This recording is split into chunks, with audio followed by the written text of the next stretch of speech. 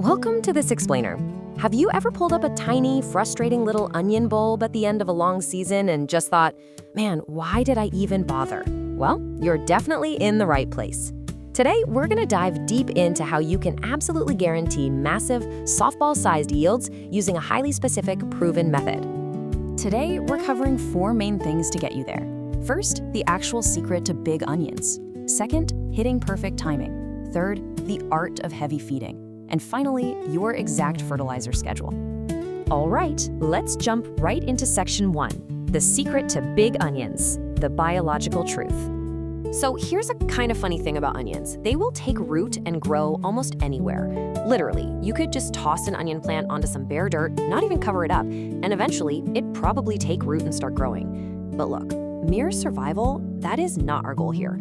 Achieving that massive softball size we all want requires a very specific approach, well beyond just getting the plant in the dirt.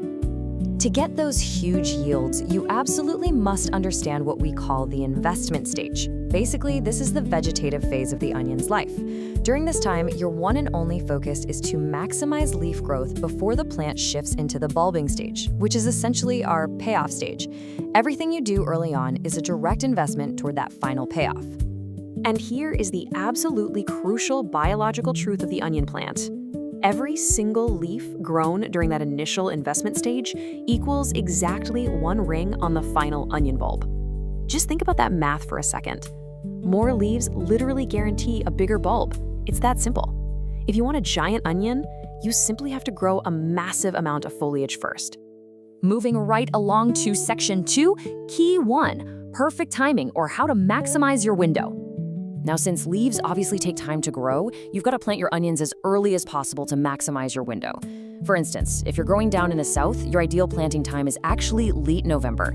You want to get those plants in the ground the absolute second they become available. Why? Because you are racing against the clock.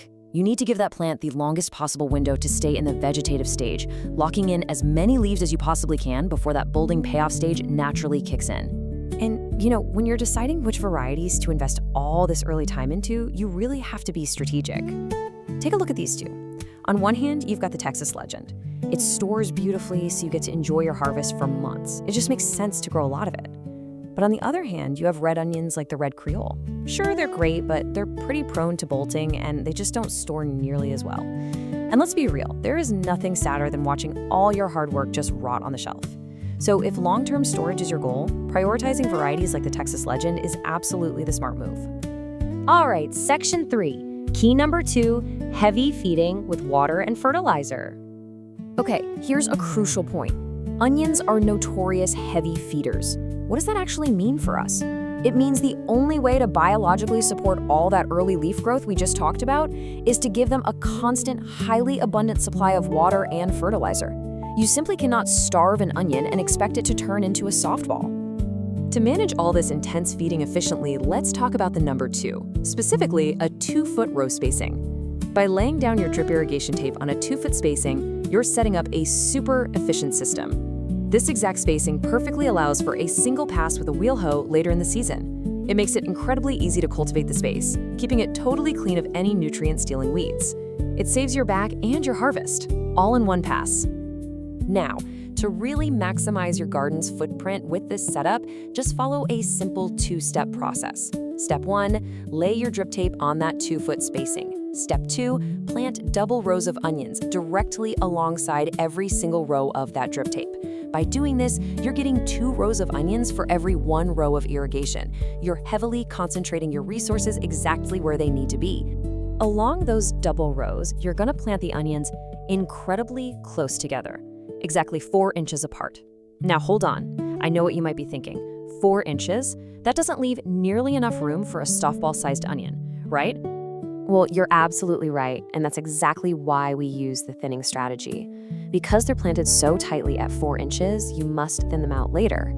The magic trigger is when the bulbs reach the size of a quarter or a $half. When they hit that size, you go right down the row and pull every other plant. The brilliance of this, you get an awesome early harvest of green onions for your kitchen, while simultaneously giving the remaining onions all the space they need to balloon up into giants. This brings us to section 4, the fertilizer schedule and our feeding timeline. So you can feed these guys in a couple of ways, usually starting right through your drip irrigation system. Early in the onion's life, you want to inject a 20-20-20 fertilizer right into that drip tape. When they're young, they really crave phosphorus and potassium for strong root development, and the nitrogen gives them a nice quick kickstart. But as they get older, their diet needs to shift. You'll want to switch over to a fertilizer that is heavily nitrogen-based, something like Chilean nitrate. At that later stage, it's all about forcing that top leaf growth. Aside from injecting the drip line, you can also manually feed them using a side dressing technique. It's super simple. You just sprinkle that Chilean nitrate alongside the onion row and then come right behind it with your wheel hoe, using the cultivator teeth to gently work it into the soil. This sets up a fantastic little slow-release feeding station that activates beautifully whenever you get a bit of rain.